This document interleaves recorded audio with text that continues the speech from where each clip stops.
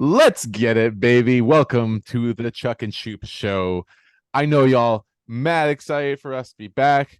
How you feeling, Chuck? I'm amped. I'm amped as all shit right now. It's ready to fucking go down. NFL is right around the corner. It's been a long summer. That's all I have to say. Woo, baby. I'm so excited for football to be back. I told myself, man, I can't watch that much Red Zone again, can I? But Mm-mm. yeah, I can. I can. I most certainly can. There's no feeling like it, especially once that countdown clock starts. I'm gonna be glued the hell in. Oh yeah. But we're I'm glued not in. leaving the couch. I'm not leaving the couch. Neither am I. We're glued into though, because we got another cracking episode today, and we're going to be going over some prop bets that we like for the upcoming season. Player props, team props, long shot props. But before we give out our props, we have to give some props and some non-props to the sporting world Oh yeah. in our favorite segment, Dubs and L's. So we're going to kick things off with our W's. And Chuck, you start things off. Well, I woke up this morning and woke up to like the best news ever. Me and Shoop were talking about this early in the week. We just needed a guy on the Giants defense to step up, or we needed a Confirmed. guy. And woke up this morning, confirmed we got the guy. Isaiah Simmons. We traded Giants traded with the Cardinals. We get a seventh round pick. They get a seventh round pick. We get Isaiah Simmons. I wanted to draft him in 2020, but we took Andrew Thomas, which was the better pick. But now we got a guy who can play play the downhill safety and be the anchor of this defense and really fucking make plays just all over the field. So I'm wondering what Wink will do. It sounds like they want to put him at inside linebacker, but recent reports was that Cardinals training camp he was adamant on being a safety. So I'm looking forward to what they do with him. Shoop, what do you think they're gonna do with him? Well, the concern of Simmons coming out of college was he's super athletic, versatile, but does he have a real position? Yeah. And that is exactly why he failed with the Cardinals because they tried him at linebacker, just did not play well enough. But what he did do well was he was a very good pass rusher. And if the Giants can incorporate him in ways, maybe he's not an every down player, but he's a pass rushing specialist. Maybe he can drop back into coverage every now and then Oh he yeah. could be a very good addition to this defense. They don't really need him to be a superstar per se. I Yeah. mean, if he can grow into a safety role long term, that'd be amazing. Oh yeah. But for right now, he's just got to find his role in the NFL. And until he does that, if he can't do that for the Giants under a great DC like Wink, then he really doesn't have a spot in the NFL, period. Exactly. I think it's a low risk, high reward. Definitely, definitely. So I'm gonna go over to my W, and my W is gonna be a fun one for today. So we got college football coming up as well, and I recently came across the 2023 all named team. So drum roll, please. Your your all named team starts with Oklahoma quarterback General Booty, Yes. Louisiana Tech wide receiver the coldest Crawford, Uh, from Florida International tight end Rowdy Beers, baller. safety from Alabama Kool Aid McKinstry. He's actually going to be sick. He is going to be sick. Florida International again with wide receiver Jet Law, Tulane athlete Fat Watts. Then we got Louisville's Storm Duck, UTSA's Pig Cage. All right. It gets better, trust me. Yeah. Nebraska's linebacker Chief Borders, Chief. Ohio State linebacker Steel Chambers, Baller. That's a sick name. Charlotte's Demon Clowney, Boston College's and New Jersey's own Shida Silla. Yeah. Shout out Jersey. Shout out Shida. Uh, UNLV's Tiger Shanks, Okay. Duke's Memorable Factor, and my favorite of them all, Kentucky's Octavius Oxendine. Okay. what was his name? Memorable Factor? Memorable factor from What London, England. position? He's a linebacker from Duke. From London, England. Wow. Okay. I hope he balls out. Yeah.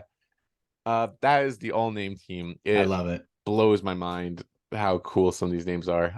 And you said it, Kool-Aid McKinstry will be in the NFL soon. From Ha Ha Clinton Dix to Kool-Aid, Alabama loves their weirdly named safeties. Oh, and they all work out. They all work out. Hmm. One more thing. Mobility from Rice. Yeah, Yeah. Yeah. mobility. Shout out mobility. Yeah. How much how much Mobility. how much ability that bro, I got I got mobility. All That's right, great. I that's love enough of the that. all name team, but we had Oh fun my with that. God. Let's let's take some L's. Chuck, who gets your L for the week? Huge L. It's gonna go. We haven't talked NBA, but I don't know what's going on with the 76ers. Recently, James Harden came out, went to China, and then just randomly talked shit about the owner. You can check that video out. He said it like twice to make, I don't know he's talking to a bunch of kids, but I guess he just wanted to send it out there. It was really weird. And then he recently just got fined. So James Harden got fined for those comments on that video to those Chinese kids, and he lost 100K. So L goes out to Harden. I don't know what the 76ers are doing. Is he going to play this season? The owner promised him money, but after his finals, I mean, not finals, but after his game 7 performance, I wouldn't pay him either. So L to James Harden. Yeah, 100K is a pretty penny, which obviously he doesn't care about, but you gotta wonder how Joel Embiid is feeling, Is Mm-hmm. he's what valuable years of his MVP years are just going by without the Yep. 76ers building I mean, they've tried building a team around him, but they haven't built the right guys around him. And it's gonna not be too long before Embiid wants out. So Exactly. process deleted, Come on down to Brooklyn. please. Um, I gave a W out to the Angels a few weeks ago for going all in with their two stars and going for that playoff spot, in an attempt to keep Otani. Mm-hmm. But little did I know that the only thing that would keep the Angels from keeping Otani was themselves. So Shohei Otani uh, came out yesterday that he had torn his UCL, which is basically his pitching elbow. He can't pitch anymore this season. Mm-hmm. And uh, who knows how long it'll be if it will go into next year. But the L goes to Angels in this situation because this wasn't something that was just out of the blue. This Otani was dealing with cramps and arm soreness and arm fatigue over the last few weeks or so, Yeah. and they cleared him to go. They cleared their star player, their franchise player at this point, with Mike Trout being as hurt as he is, and now he goes out and he gets hurt. Now he's still gonna play. He's still gonna be batting, but this is not how you treat your star player. There's any sense of doubt that your best guy can't play and you're not totally like in first place, or even if you are in first place, give them some rest, but they're out of playoff contention at this point. Now you're just mortgaging your future. I just don't understand it. Like, if you knew the concerns were there, then why didn't you do anything about it? So the Angels made the right moves at the deadline to try to uh, get their team some wins, and it didn't happen. And yet they still thought, let's put Otani out there full force, and now it costs them. And now baseball fans are robbed of seeing the best player be as 100%. And all the fans that went to go buy tickets to see him play too. I feel bad for them. Yep, including in New York this weekend. So Yeah, exactly. That is bullshit. yeah. So baseball takes the L, but it's baseball anyway. We're moving past baseball. Yeah, I'm so done with baseball, shoot. Oh my God. Yeah. We've had our aches and pains all season, but Expectations just way too high. yeah, so we're gonna go over some different sorts of expectations, and we're gonna go into Have some our fun. best um, props for the upcoming season. We're gonna talk teams, players. We're gonna talk what intrigues us, what are our picks. We're gonna have a little fun with this one. We're gonna make it kind of random, but we're gonna make it, kind of organized. So how is this gonna work? Is Chuck, you're gonna give me some props, and I'm gonna answer them. I'm gonna give you some props, and Let's do it. we're gonna hit each other back and forth. So my props that I'm gonna give you are player related. So uh, I see that yours are team related, so we'll get a Yes, good I'm bringing balance. up the lines and everything. Yeah. Yes, sir. So I'm gonna start with the quarterback position, and of all the touchdown props, I thought Jordan Love. So Jordan Love is an interesting one. He's at 21 and a half touchdowns. He's got a very young receiving cast. We don't have a lot of like evidence of how Love plays so far in the NFL. We've got very little sample size.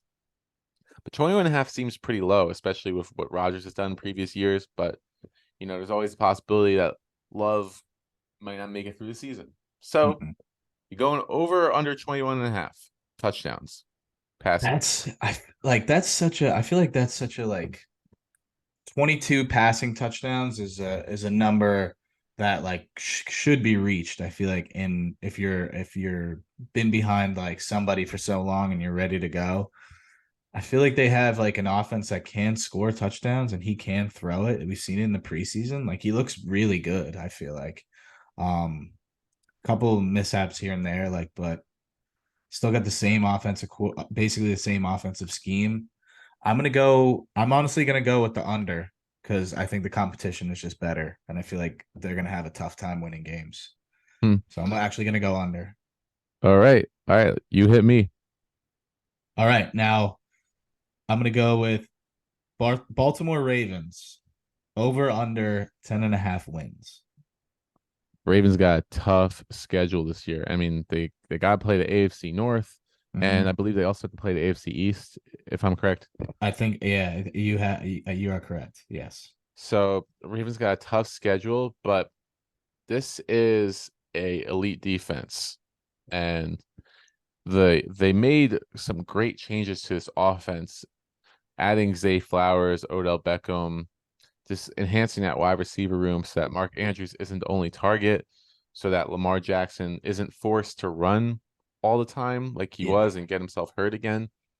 Uh, and the coaching is fantastic. I mean, the Ravens went like 8-9 a few years ago, but that was because literally their entire defense and running back room got hurt. Mm-hmm. And Harbaugh was the team just kind of collapsed towards the end, but Harbaugh had that team at like 8-3 at one point. This is just it's hard to bet against John Harbaugh, the coaching job he's Yeah. done.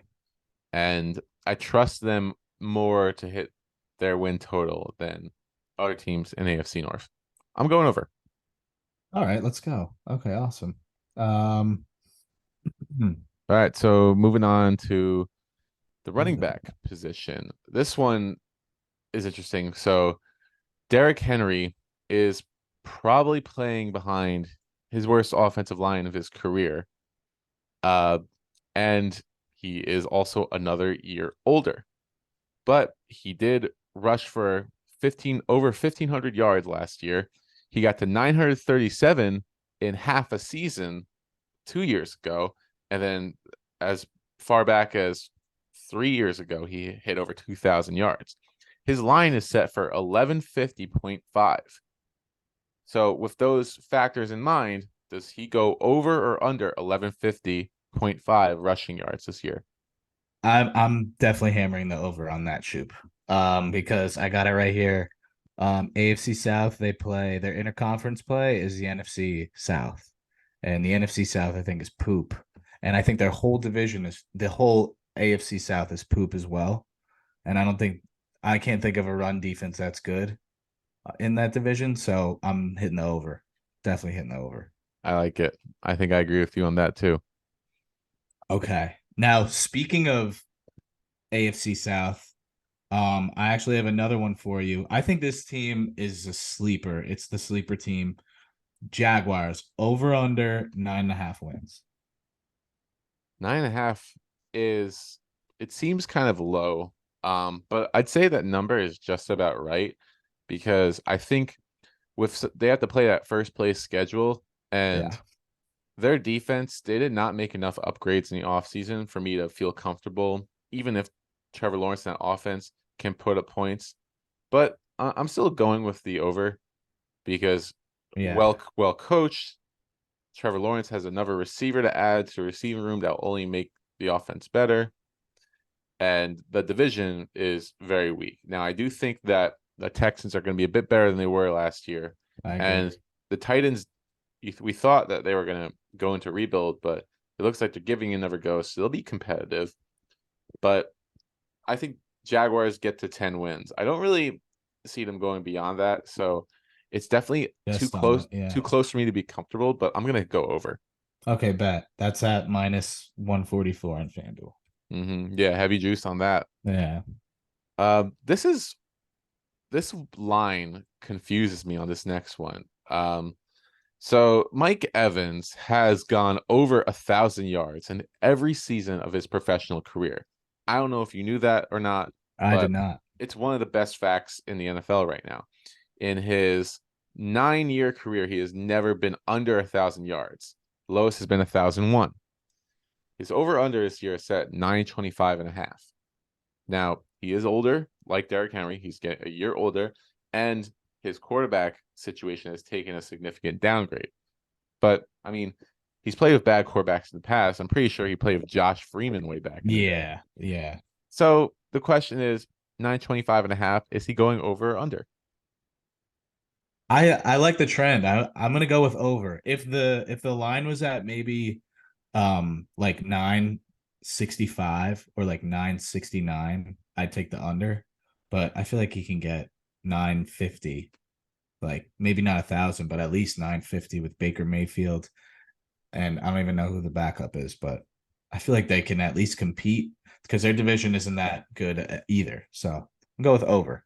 Yeah. And just to add, what's crazy about this, it's like, I feel like the sports books are saying if Mike Evans can hit 1,000 yards this year, then he's like a lock Hall of Famer because they're betting against him at this point. If Yeah. he does it for a 10th year, I I He's a Hall of Famer. I Yeah, think he's got to be. I agree. Okay. Now, sticking the NFC, we got G-Men. Now, I think they have one of the toughest schedules in the NFC. It's actually insane how tough their schedule is, but I think it's at 7.5. Giants win total over under 7.5. What do you got? It's a tough one, but I'm going over because I Same. believe in the coaching staff. Yeah. And what I saw in the preseason was how versatile they want to make this offense. They with the option, the RPO. Now Daniel Jones seems like he has the number one weapon now with Darren Waller, Mm-hmm. and it's gonna just fall on whether the defense can make plays. Is that secondary good enough to stop some of these high profile offenses like the Eagles, Cowboys? Uh, but I do believe in the offense. I think with another year, I think they're gonna be even better. I think the Giants are turning into a bit of a sleeper team, and I didn't really believe that Me much too. Mm-hmm. earlier in the offseason, but uh, they play hard. If they get some wins against those divisional foes, it'll go a long way towards hitting this over. So I think they'll do it. I think they are too. It's yes is at minus 104. I actually might put a lot of money on it today. Like looking at it right now. And I just wanted to add they do play, even though they play the AFC East, their intra conference play is the NFC West. So I mean, they could win all those games and they could probably steal one from the 49ers, I believe. They could, yeah, just like 2011 throwback. Exactly. Um, so now we're gonna go to an interceptions prop. With Geno Smith, who last year, just going to confirm real quick. I believe he had 11 interceptions last year, something really low. Yes, he had 30 touchdowns, 11 interceptions. Now his Ugh. line is set to 11 and a half this year, and he started all 17 games. Uh, so essentially, what they're saying is Geno Smith going to regress or not? He's got an amazing receiving core, but NFL teams have had a whole offseason to try to figure him out. We're going over or under 11 and a half interceptions for Geno Smith. I'm gonna go with over. I think they throw it more, but I don't know. I'm looking at their schedule. They got to play a lot of good pass defenses and a lot of fucking I think healthy pass rush too. So I'm gonna go with over. Hmm. I think it's Geno pick city. Yeah, I just don't see him sustaining it. And I don't know. I just feel like whenever you get like these one year wonders in the NFL, they always seem to um disappoint the following Yeah, year. yeah, Yeah, it seems like it always happens. I agree. Regression. Yep. All right, now I'm gonna hit you with one. I'm gonna do the Commanders 6.5 over under. I thought was pretty low. I mean, I don't think I don't think we can count them out. I think Sam Howell looks amazing. Their schedule is definitely hard, but I don't know if you can count them out with such a prolific defense that they have. I think so. What do you think? Over under 6.5 Commanders. Well, I can't pick everyone to go over, but I would probably, regardless of what else I picked, I'd probably pick them to go under, Mm, regardless.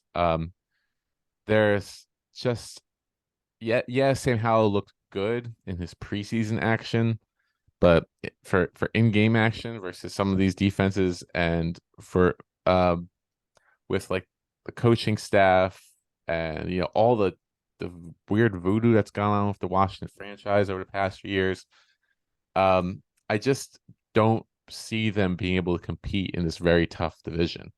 mm, And this defense still has major problems. Yes, they're stacked on the D line, but everywhere else, I mean, they lost linebackers in free agency. Their secondary is not good. I mean, they drafted a corner this year, but to expect him to be a lockdown guy year one like Sauce Gardner, that doesn't happen with all these corners. mhm. And their offensive line still has major problems. Someone's got to take the beating in this NFC East if the Giants are going to go over. It's going to be the Commanders. I see them getting 4 or 5 wins. Okay, let's go. All right, under. Mm-hmm. All right, so my very last one, and this one is for Defensive Player of the Year candidate Nick Bosa, who was absolutely dominant last year. He, uh, one second. Hmm. So he had 18 and a half sacks last year. His number this year is 15.25, which is still really, really high for him to try to get to that. He had 15 and a half 2 seasons ago, and now 18 and a half last year. Can he keep up that consistency? Is he going over 15.25 or under? Yeah. Okay. No. Now I wonder why. Now I get it why they put it at 15.25 because he gets half a sack. I was confused there. I was like, what the hell? Yeah. Um, I think he just fucking kills his own division. I'm gonna go with over. I'm definitely gonna go with over. Even though I do have TJ Watt to win the defensive player of the year, I wouldn't be surprised if Nick Bosa has another prolific season. So I'm gonna go with over. Mm-hmm.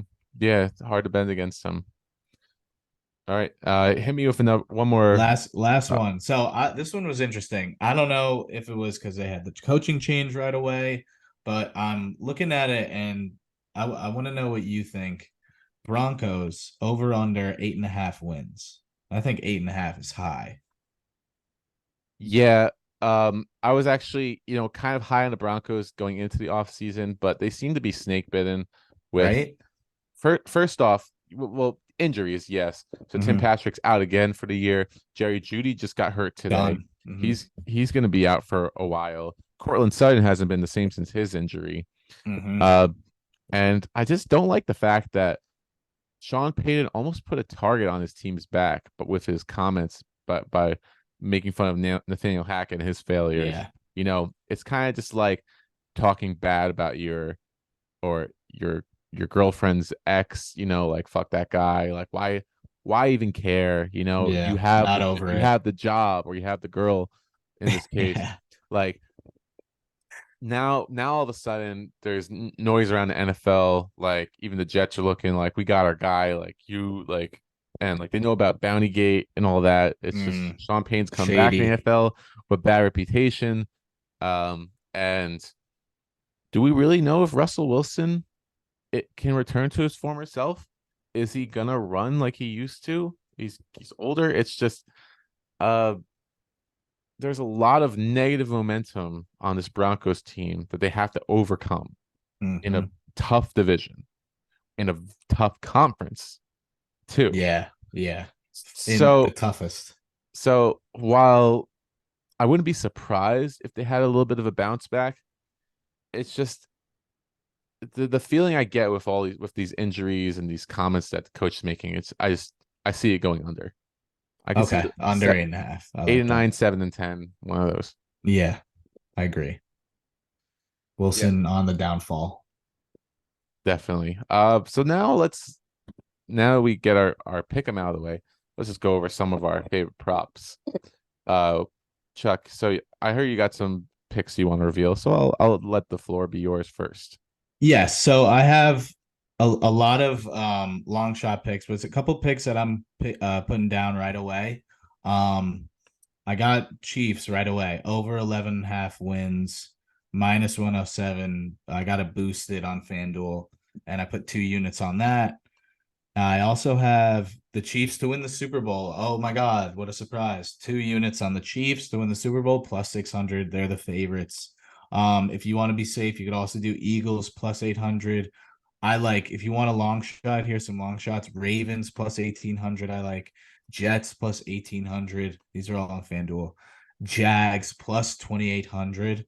I also like Jags AFC champion at plus 1500. Huge Jags. And then if you're a Giants fan like I am, the Giants are plus 4,800 to win the Super Bowl.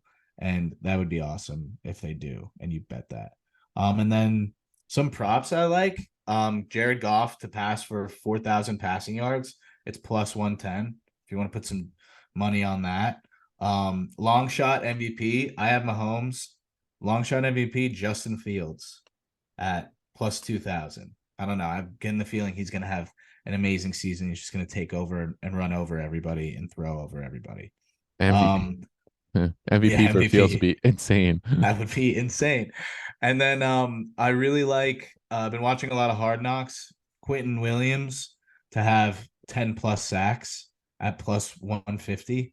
So I like that a lot. I think he looks really good. I mean, it's just Hard Knocks, but I don't know. He's kind of getting me hyped. So I put some money on him. And then finally, this one I think is actually like it could happen. Like this guy could just take over his division and just run over everybody and do whatever he wants. Anthony Richardson plus 800 to win Rookie of the Year.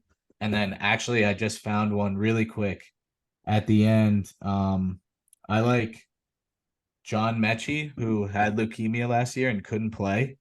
I like John Mechie to be comeback player of the year at plus 2,000 because another player on the Chiefs, Eric Berry, he had leukemia, came back the next year, had an amazing season. I like that. Shout out to John Mechie. Like Yeah, that's shout out John Mechie. good inclusion, and that wide receiver room is wide open. So Exactly. it's there his for the taking. So for my prop bets, I'm gonna start off my Super Bowl predictions, and I love making Super Bowl predictions. I've been very accurate over the last 5 years or so. So Oh, I'm yeah. gonna give two. I'm gonna give like my favorite pick among the favorites, then my mid favorite, and my long shot. So my favorite among the top teams is the Cincinnati Bengals at plus 1100. Joe Burrow is mad. Joe Burrow was that close to beating Patrick Mahomes again and just came up short. This Bengals team has not gotten worse. They're the same old squad, and they enhanced their offensive line a little bit. Coaching staff is still intact. There's just no reason to think, besides a hard schedule, which might derail their home field advantage, that the Bengals couldn't go in and win the Super Bowl.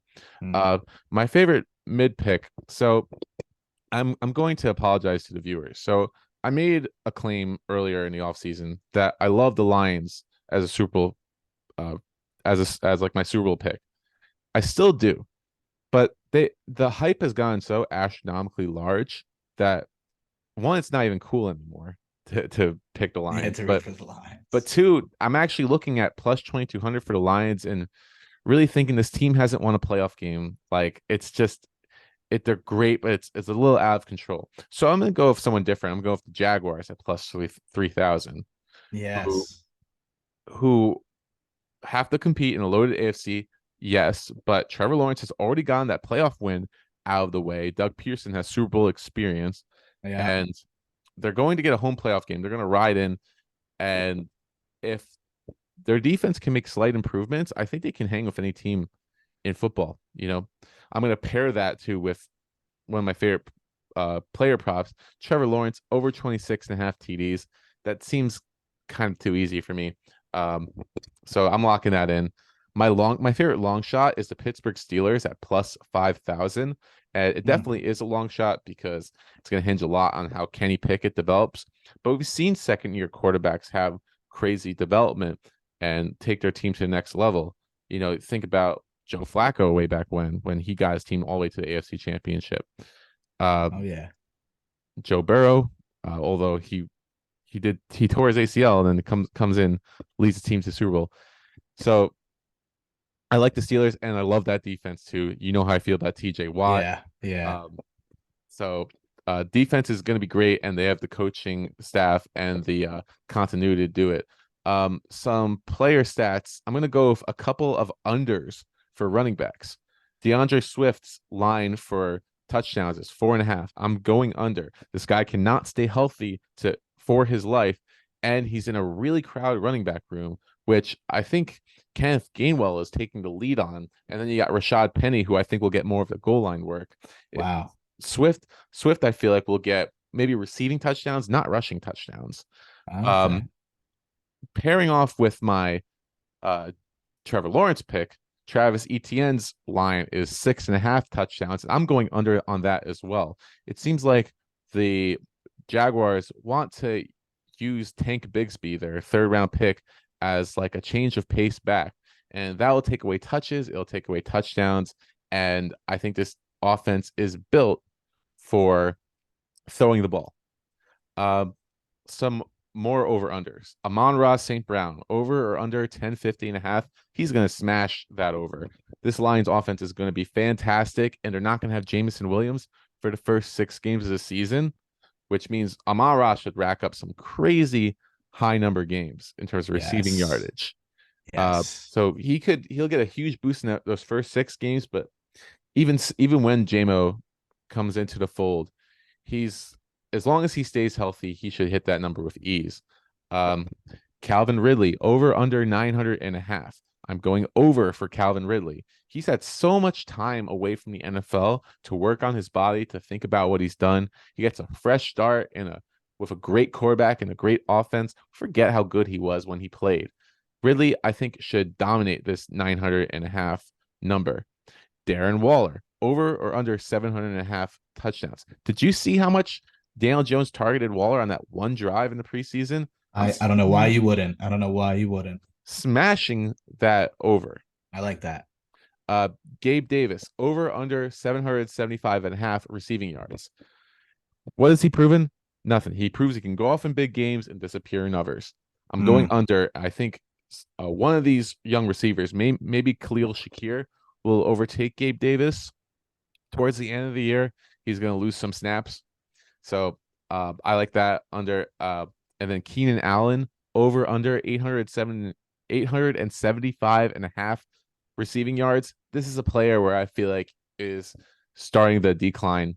And with Quentin Johnston now in the fold, I just think Allen, he's at risk for injury with his age, and he's got Eckler now, who's gonna eat up receptions. I just don't see Allen getting close to that number. But that's I my like picks. that. Hell yeah. I just want to add one more. Hurts over 10.5 rushing touchdowns this season, -108. I like that a lot. I do too. He's gonna get so many sneaks. Dude, I love the Calvin Ridley pick. And he's betting on himself to get that too from a third party. Yes. So Did you I'm I'm with that. I'm with that. speaking? Did you see that he said like I'm going to gain back everything I've ever lost from my years off the NFL? Like true gambler Yeah, mindset right there. that's he's betting on himself. I fucking love it. Like I love it. I love it. I would bet on him too. I want him on my fantasy team, honestly. Yes, Him and him and Lawrence are gonna go off. I think I gotta get both of them. All right. Well, thank you for tuning in for our prop bets. Yes. Are they all gonna hit? Probably not. We'd be millionaires We'll if they see. did. I But wrote him down. let's let's see how accurate we get. So save these, write them down. But be ready because we got week 1 predictions coming as soon as maybe next week. So let's get excited. Locks coming, predictions coming, pick 'em coming. I'm fucking pumped, dude.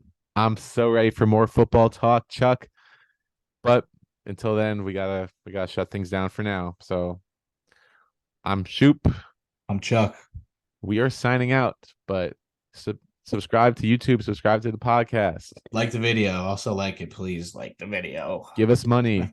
Don't actually do Yeah, that. no, we'll take some. We'll take a little bit. I need a little more. Chuck's got. Yeah, I definitely need more. So I'll give out my picks for free. Yeah, come on. You gotta pay us. All right. See you guys. Peace.